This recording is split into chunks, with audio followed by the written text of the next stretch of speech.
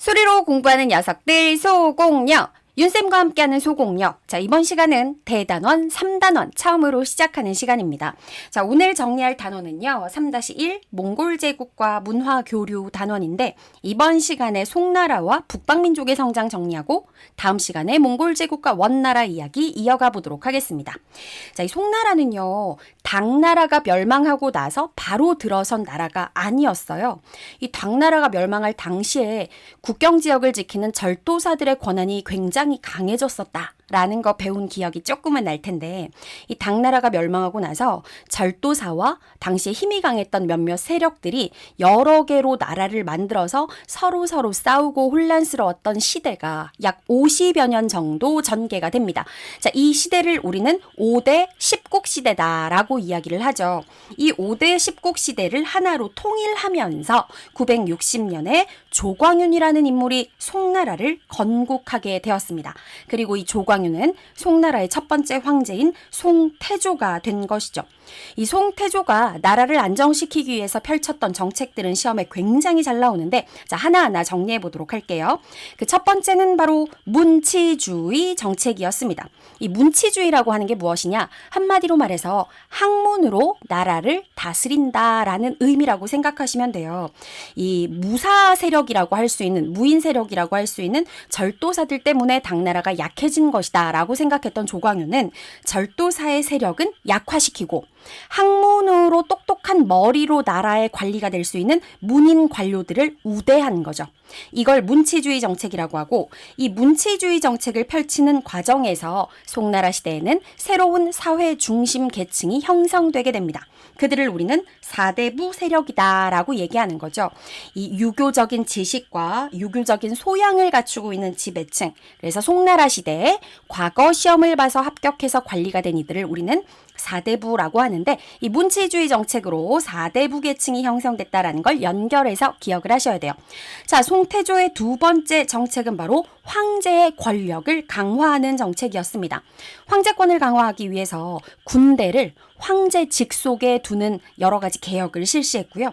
그리고 또 과거 제도를 한번 개혁을 하는데 어떤 식으로 개혁을 하느냐? 과거 시험을 뭐 1단계, 2단계 이런 식으로 나눠서 마지막 최종 단계인 3단계에서는 황제가 직접 시험을 주관하고 문제를 내서 합격자들의 등수를 결정하는 방식으로 과거 제도를 개혁한 것이죠. 자, 이러한 방식을 통해서 황제권 강화에도 성공을 하게 됩니다. 자, 그런데 문제가 하나 있었어요. 지나치게 문인 관료들을 우대하고 무인 세력, 즉 절도사 세력을 약화시키는 문치주의를 펴다 보니까 군사력이 약해지게 된 것이죠. 자, 그러다 보니 이 송나라의 북쪽에 있었던 뭐 거란족이라든지 여진족이라든지 북방 민족들이 송나라를 공격하고 압박해오기 시작합니다. 문제는 무엇이냐? 송나라가 그들을 막을 정도의 군사력을 갖추지 못했던 것이죠. 하지만 경제력이 빵빵했던 이 송나라는 북방 민족들에게 쳐들어오지 말라는 의미에서 비단도 주고 은도 주고 많은 것들을 평화 유지의 대가로 취급하게 됩니다. 그렇게 계속 퍼주다 보니까 이 송나라의 재정 상태가 점점 악화되었죠. 자, 나라의 상황이 이렇게 되자 안 되겠다. 뭔가 개혁이 필요하다라고 생각한 똑똑한 신하가 있었으니 그가 바로 왕안석이라고 하는 인물이었고 이 왕안석이 백성들의 생활을 안정시키고 군사력을 강화시키기 위한 목적으로 여러 가지 개혁들을 시도했지만 결국 실패하고 말았죠. 자, 그런 상황에서 아니나 다를까 이 군사력이 약했던 것이 문제가 되어서 드디어 북방민족의 큰 침략을 받게 됩니다. 이 송나라를 침략했던 북방민족은 바로 여진족이 세웠던 금나라인데요. 금나라의 공격을 받은 송나라는 결국 자신들의 영토를 지키지 못하고 남쪽으로 이동해서 수도까지 옮기게 되죠. 자, 이렇게 금나라의 공격을 받아서 남쪽으로 옮겨간 송나라, 그때부터를 우리는 남송시대라고 얘기하고요. 남쪽으로 내려가서도 한동안 굉장히 여유있게 경제적으로 뭐 풍요롭게 잘 살다가 결국 나중에 몽골족이 만든 원나라에 의해서 멸망당하게 되었죠. 자, 그러면 이 송나라의 경제, 송나라의 문화의 특징 계속 이어서 한번 정리해 보도록 하겠습니다. 이 송나라가 남쪽으로 옮겨가고 나서요, 이 창장강 하류 지역을 열심히 농사를 지을 수 있는 땅으로 개간하게 되는데 뿐만 아니라 당시 송나라 시대에는 모내기법이 보편적으로 퍼지고 또 농업기술이 발달하면서 농업이 엄청나게 발달을 하게 됩니다.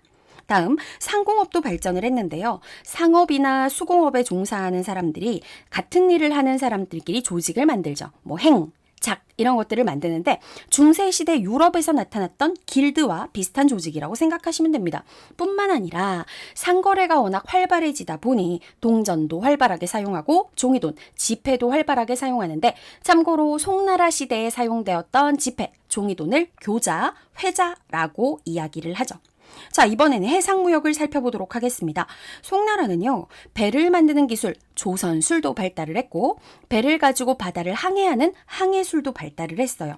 당시에 송나라는 정크선이라고 하는 큰 돛이 달려있는 배도 만들었고요. 그리고 망망대해 바다에서 방향을 확인할 수 있는 나침반도 만들어서 사용했기 때문에 이런 것들을 바탕으로 바다를 통해서 여러 나라와 교류를 할 수 있었죠.